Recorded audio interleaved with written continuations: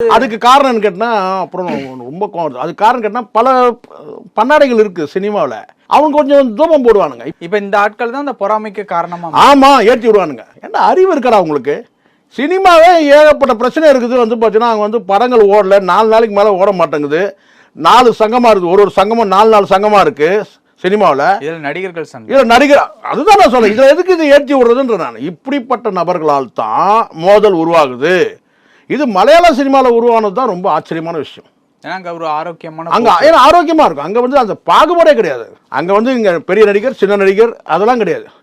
எல்லாமே வந்து சமத்துவம் நிறைஞ்ச சினிமா வந்து மலையாள சினிமா. அறிவார்ந்த நபர்கள் இருக்கிற சினிமா கேரள சினிமா. ஆனா அங்க வந்து இந்த மாதிரி வர்றதுன்றதான் நான் சொல்றேன். நான் தமிழ் சினிமாவை குறைச்சி மதிப்பிடல சார். தமிழ் சினிமாவில் இந்த மாதிரியான மோதல்கள் வந்து எம்ஜிஆர் காலத்துல இருந்து இருக்கு, தொடர்ச்சியா இருந்துட்டு இருக்கு. அதுக்குதான் பல உதவி. நீங்க டைம் கொடுத்தீங்கன்னா நான் இன்னும் நிறைய சொல்லுவேன். எல்லாருக்கும் தள்ளுமுள்ளு நடந்திருக்கு. நீ பெரியவன் நான் பெரியவன் பரம்பரையா நடந்திருக்குன்ற நான் ஒரு தலைமுறைக்கும் நடந்திருக்கு தள்ளு முதல். எதுக்கு அது காரணம் கேட்டா இந்த மாதிரியான நபர்கள், இந்த துதிபாடிகள். உன்னிமுகுந்தன் அடிச்சாரு, விபினை போட்டு அடிச்சாரு. நியாயமா சிம்பு வந்து கூப்பிட்டு வந்து பாத்தீங்கன்னா அந்த கூல் சிரஸ் அடிக்கணும்.